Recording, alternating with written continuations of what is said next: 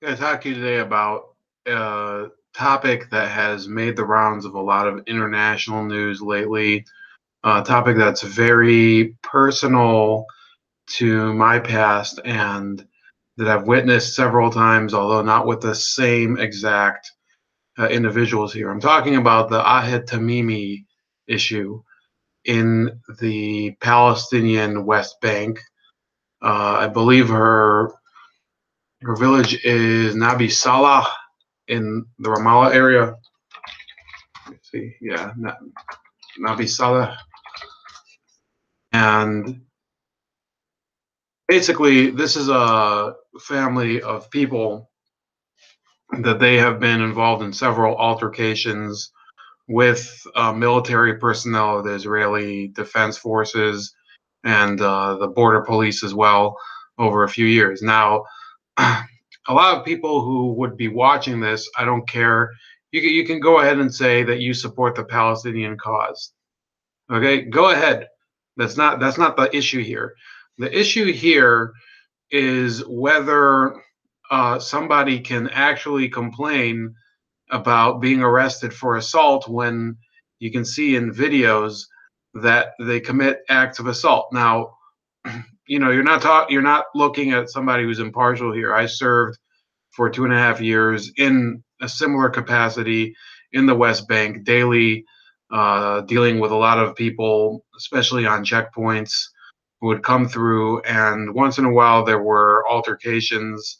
Actually, I mean, there were altercations all the time. But what this displays is not a lack of respect for human rights. It displays a clear history of, I would say, circus acts in order to attract international attention to their cause. Now, let's not talk right now about the justness of the cause. That's up to you. I'm not going to tell you who to support in the conflict. I'm telling you whether to believe these videos are those of actual human rights martyrs, or well, not martyrs yet, but well, one would think based on their rhetoric that they're running the risk of being shot. But in reality, and I've seen other people try to explain it, such as Joseph Cohen of the British Israel advocacy movement.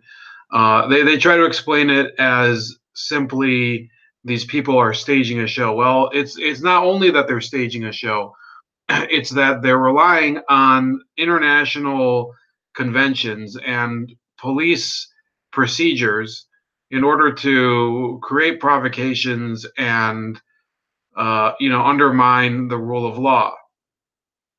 Now, you might ask, why is that important when, in the eyes of many, it's an unlawful occupation?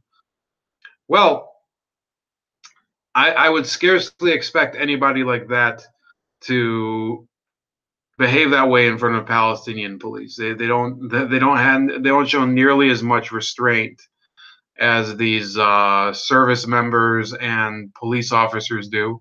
Now, I'll show you exactly why I think that this is a lot of bullshit. Um,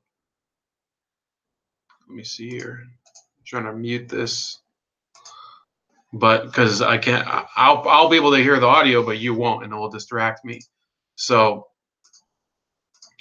this is a clip of her from 2012. This isn't the incident we're talking about right now, but you can see clearly that this woman, or this girl, she's about 12 years old. She's walking up to this man and shaking her fist at him and yelling at him. This is before. Now they're saying that all of the stuff that happened recently is because they shot her cousin, but this is way before that. This is about 6 years ago, or going on 6 years ago. And then you see them going up to them repeatedly.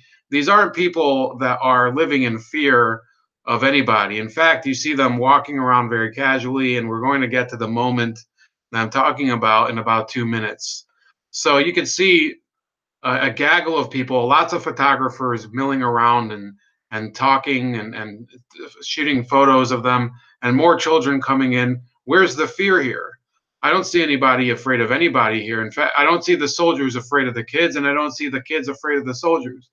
The only thing I see here are a bunch of, and you can see, I think the officer, I think has colonel rankings on his epaulets. If you look at him, and then they go up to this sergeant major over here, and they start yelling at him. And they're trying to buy. What they're doing here is they're moving between the soldiers and trying to get the one who takes the bait. And nobody, these people have probably been seen by, here's a border policeman up there. You can see his uniform's a little different. Okay, I had a cousin who was in the border patrol, kind of a weirdo, but uh, you know, they're yelling at this guy. You can see a photographer walking freely among them. There's virtually nothing going. See, this is basically a social event here. Okay, now somebody does fire some sort of dispersal unit, but they still, I mean, they don't disperse. Nobody leaves. Now here's the moment that I'm talking about. Okay, I'll have to freeze it. So look at this boy at the bottom right of the screen in the Adidas shirt. Okay, so pay very close attention to him. You'll see this woman. I was only saying this earlier. She's not this woman behind him. She's pushing him closer in. Okay, she's pushing the kids back up. This adult woman, she's not shielding the kids from these bloodthirsty soldiers. Okay, this is a Palestinian woman, and here we go. You can see them pushing the kid up. Here, the kid walks away, and they're actually pushing the kid back into the soldier. Okay, what the hell is that? Can somebody explain to me? Somebody please explain to me. Where is the danger to the kids here? If you can see Palestinian adults pushing the children into the soldiers. Now, this wasn't a propaganda video shot by the Israeli army or anybody against the Palestinians. This was their video, uh, and it's called "Brave Palestinian Girl Ahed Tamimi versus a Soldier," and it says, "Where is my brother?" Well, I don't know who the hell that kid at the bottom of the screen was, but it looks like she was in danger of. I mean, if it was such a dangerous situation, and these soldiers are so are so cruel and unrelenting, then why was the kid at the bottom of the screen being shoved into a bunch of soldiers? It doesn't make any sense.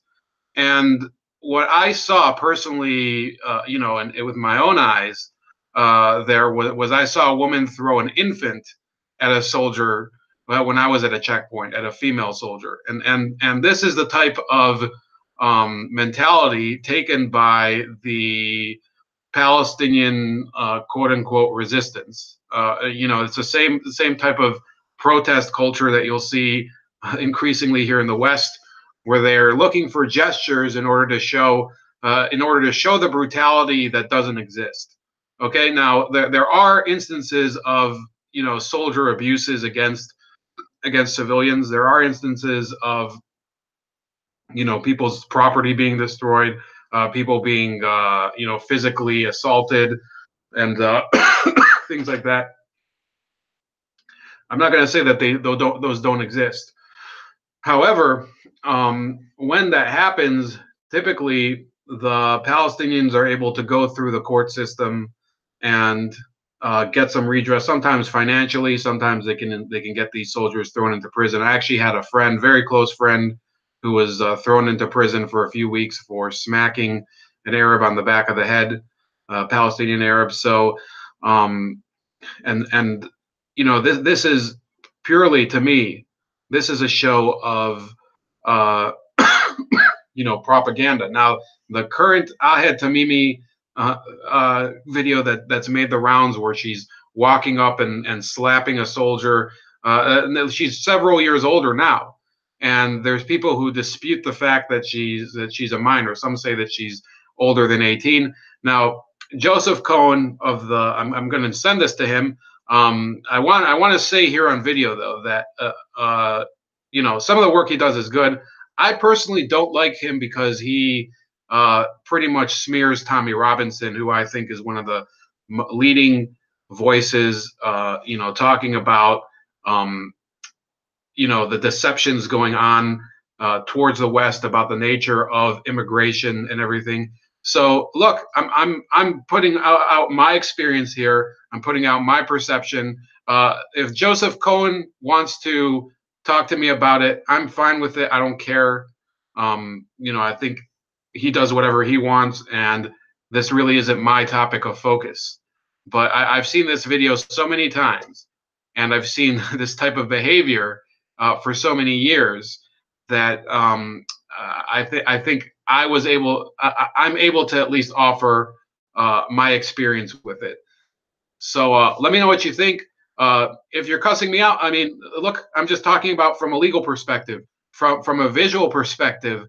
Uh, there's nothing wrong going on here, except that you have people that are trying to deceive a world audience into believing that this is a civil rights leader. All right. Have a great night, and I'll talk to you guys later.